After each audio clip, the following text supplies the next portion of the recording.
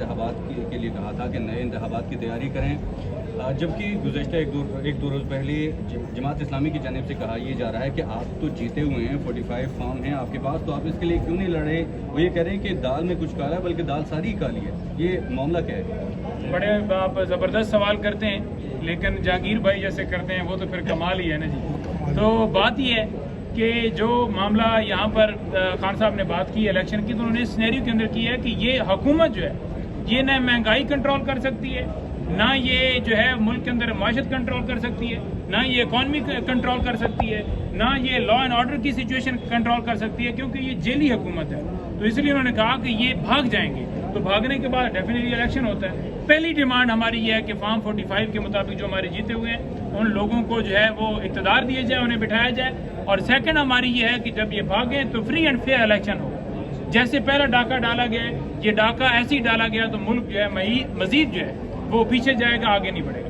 اچھا، نئی مہندر پنجوتا صاحب یہ بتائیے گا کہ ٹریبیونلز نے 6 مہینے کے اندر فیصلے سنانے ہوتے ہیں، اب آپ کو مخصوص نشستیں بھی مل چکی ہیں، آپ جو سیاسی منظرنامہ وہ یہ لگ رہا ہے کہ عدم اعتماد آ سکتا ہے، جیسے ٹریبیونل فیصلہ کریں گے آپ کی سیٹوں کے نمبر بڑھتے جائیں گے، تو یہ حکومت جو ہے کتنی دیر تک نظر آ رہی ہے آپ کو؟ دیکھیں، مجھے یہ حکومت قاضی فائز تک نظر آ رہی ہے۔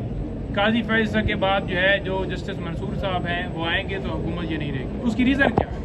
اس کی ریزن یہ ہے کہ جب کسی ادارے کا سربراہ، عدلیہ کا سربراہ کون ہے، عدلیہ کا باپ کون ہے، وہ قاضی فائز ہے، جو چیف جسٹس آف پاکستان ہے، کہ وہاں پر قاضی ہوں یا منصور ہوں کوئی میٹر نہیں کرتا۔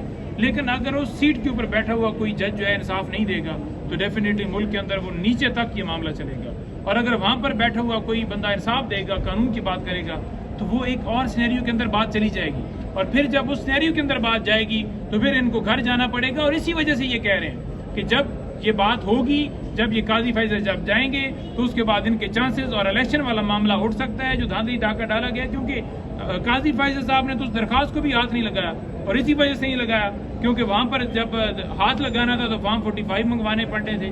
وہ جب فارم 45 لے کر جاتے، طارق فضل چودھری سے میں جتنے لوگوں نے پیسے دیے ہوئے ہیں، جتنے لوگوں نے کوئی پالش کی ہے، تو سب کو ہاتھ دھونے پڑنے تھے، تو یہ صورتحال ہونی تھی۔ اچھا سر، یہ بتا دیں کہ آپ خبریں گردش کر رہی تھی کہ بنی گالہ کی صفائیاں ہو رہی ہیں، زمان پارک کی صفائیاں ہو رہی ہیں، ایسے لگ رہا تھا کہ جیسے عمران خان بہت جلد باہر آ جائیں گے، یہ کیا تصور پیدا کیا جا رہا ہے اس وقت؟ کب تک خان صاحب رہا ہو سکتے ہیں؟ یہ صفائیاں واقعات ہو رہی ہیں بنی گالہ میں اور زمان پارک میں؟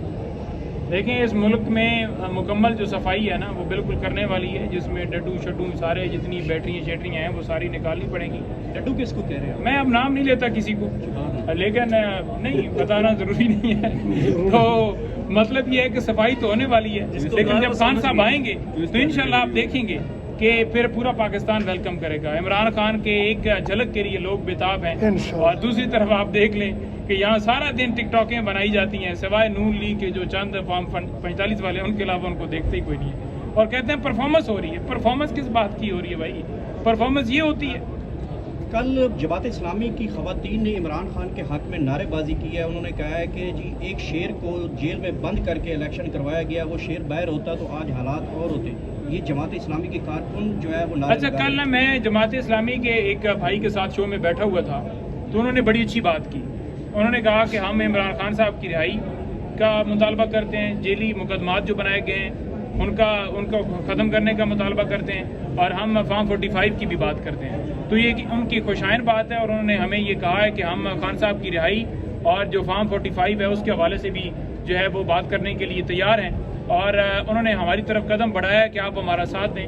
تو خان صاحب نے بھی ان کے جو اس دھرنے کی حمایت کی ہے کہ انہوں نے بڑا اچھا کیا ہے کہ جو مہنگائی کے خلاف اور جو یہ سارا صورتحال جو ٹیکسز لگائے گا ان کے خلاف انہوں نے یہاں پر دھرنا دیا ہے۔ تو میں نے کور کمیٹی کے اندر وہ میسج جو ہے ان کا پہنچا دیا ہے، تو جیسے ہی پھر مشاورت ہوگی، کیونکہ ہمارا الائنس ہے، اس الائنس کے سربراہ جو ہیں وہ کون ہے؟ وہ محمود اچکزئی ہیں۔ تو تمام پارٹیز کو اعتماد میں لے کر جن کے ساتھ ہم چل رہے ہیں، کافی ٹائم سے چل رہے ہیں، تو پھر جو فیصلہ ہوگا پھر دھرنے میں شامل ہونا ہے یا نیا دھرنا دینا ہے، کٹی کٹا نکلے گا۔ اور عدالت نے یہ بھی واضح کر دیا کہ جس کا ایفیڈیوٹ جھوٹا نکلے گا اور پتہ چل جائے گا وہ سیدھا جیل جائے گا انشاءاللہ۔ اور اس میں ایک بات بڑے واضح رکھیں، اس میں صرف رو ریٹرن کینڈیڈیٹ نہیں ہے جس میں وہ کٹ پتلی طارق فضل ہو یا خرم نواز ہو یا انجم عقیل ہو، اس میں وہ باقی کینڈیڈیٹس بھی ہیں جن کے فارم 45 موجود ہیں۔ مثلا ٹی ایل پی کے آج وکیل صاحب آئے ہوئے تھے، ان کے پاس بھی فارم 45 ہیں.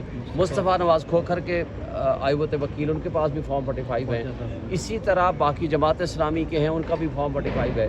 تو لہٰذا جب یہ فارم 45 یہ جعلی جمع کرائیں گے اور وہ اوریجنل صرف ہمارے پاس نہیں باقیوں کے جب آئیں گے تو ایک بات تو طے ہے کہ ریٹرننگ آفیسر نے تو جیل میں جانا ہی جانا ہے. اس کے پاس کوئی دوسرا آپشن نہیں ہے. جو انہوں نے فورجری کر رکھی ہے وہ ساری ایویڈنس ہے, وہ ہمیں پتہ ہے.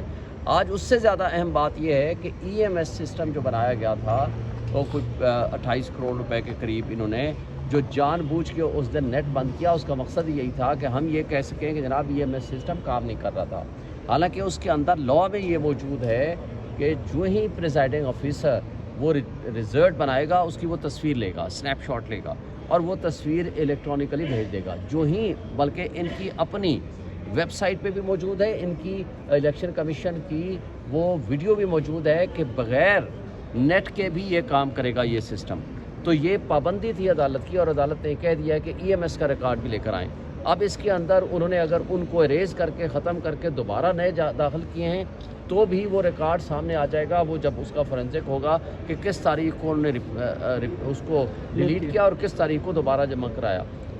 تو یہ ساری چیزیں جب ریکارڈ کا حصہ بن جائیں گی تو ان کے پاس کوئی آپشن نہیں. اور جیسے آپ نے کہا پٹن انٹرنیشنل نے جو کچھ پرسوں یا کل رزلٹ یا جو کہ ڈان میں چھپا ہے, میں کہتا ہوں کہ اس کے بعد ان کٹ پتلیوں کو شرم آنی چاہیے. اگر غیرت ہو اور یہ پکے کے ڈاکو اپنے آپ کو نہ کہلوائیں تو ان کو آج کم سے کم ریزائن کر دینا چاہیے اور ان کو شرم سے ڈوب مرنا چاہیے کہ آپ کلمہ کے نیچے کھڑے ہو کے اللہ کے پاک نام کے نیچے جھوٹے حلف لے رہے ہو.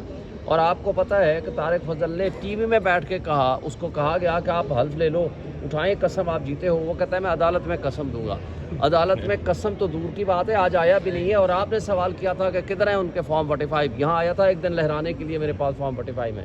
اب یہ اگلی تاریخ سے پہلے آج پھر میں آپ کو چیلنج کر رہا ہوں, یہ تینوں جو ہمارے سے ہارے ہوئے ہیں طارق فضل سمیت, ان کو اپنے فارم 45 لے کے کل مسجد فیصل مسجد میں آ جاؤ. ہم کل وہاں نماز بھی پڑھیں گے اور وہیں فیصلہ کر دیں گے. اور ہمارے جو جج ہیں وہ اعظم سواتی صاحب کو ہم مقرر کرتے ہیں, وہ منصف ہیں, وہ بہترین جج ہیں, وہ پھر فیصلہ کریں گے اصل میں سچا کون ہے, مسجد میں بیٹھ کے کریں گے.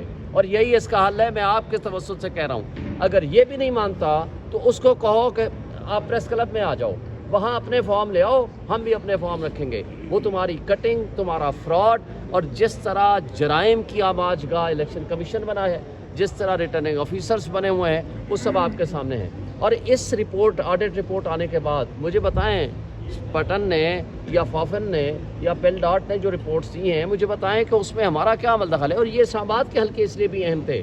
آپ کو پتہ ہے سارا دن آپ سوشل میڈیا والے دوست اور الیکٹرانک میڈیا والے اور پرنٹ میڈیا والے سارے لوگ سب کی موجودگی میں, ایون انٹرنیشنل میڈیا موجود تھا, اور یہ میرے والے حلقے میں تو 100% میڈیا ہاؤسز بھی موجود ہیں. سب نے وہ رزلٹ دیکھے, وہ رزلٹ لیے, اس کو ٹی وی میں بھی چلایا اور اپنے ویلاگز میں بھی کیا. اور تھرو آؤٹ آپ لوگوں نے جو سروے کیے تھے وہ رپورٹس بھی سامنے رکھ لو. اس سب کچھ کے باوجود اگر بے ایمانوں نے اور ہمارے اسٹیبلشمنٹ نے ان کٹ پتلیوں کو اور ان بے ایمانوں کو, ان چوروں کو پروٹیکٹ کرنے کا ٹھیکہ لے رکھا ہے, تو افسوس سے کہنا پڑتا ہے کہ جو ان سے توقع تھی کہ یہ ہمارے ملک کی حفاظت کریں گے, آئین کی حفاظت کریں گے, قانون کی حفاظت کریں گے, بجا نہ کہ یہ ان چوروں کو, بے ایمانوں کو اور ان پکے کے ڈاکوں کو اور کچے کے ڈاکوں کو وہ پروٹیکٹ کریں گے. یہ قابل افسوس بات ہے. آج اسٹیبلشمنٹ جس طرح اپنے آپ کو ایکسپوز کر چکی ہے اور جس طرح آج کی بیوروکریسی یہ ثابت کر چکی ہے کہ وہ صرف اور صرف ایک پیڈ اور پالتو قسم کے ایجنٹس ہیں ان کرپٹ مافیا کے جو اس وقت مسلط ہو چکے ہیں. اور الیکشن کمیشن آف پاکستان اس وقت ثابت کر چکا ہے کہ وہ صرف اور صرف جرائم کی آماج گاہ بن چکا ہے, ان کا اور کوئی کام نہیں ہے. اس میں میں سمجھتا ہوں شرم کا مقام ہے نیب کے لیے, جب آپ کے پاس اتنے کرپشن کے ثبوت آ گئے الیکشن کے حوالے سے, گندم سکینڈل کے حوالے سے اور اس کے ساتھ ساتھ دبئی لیکس کے حوالے سے, مگر آپ نے آنکھیں اور کان بند کر کے آپ کو صرف ایک شخص نظر آ رہا ہے, وہ ہے عمران خان. اور توشہ خانہ کا چوتھا کیس بنانے کی کوشش ہو رہی ہے. ان بےایمانوں کا احتساب ہوگا, وقت جلد آئے گا اور عوامی انقلاب کے ذریعے ہم ان کو اٹھا کر باہر پھینکیں گے. بتائیے گا کہ آج اگر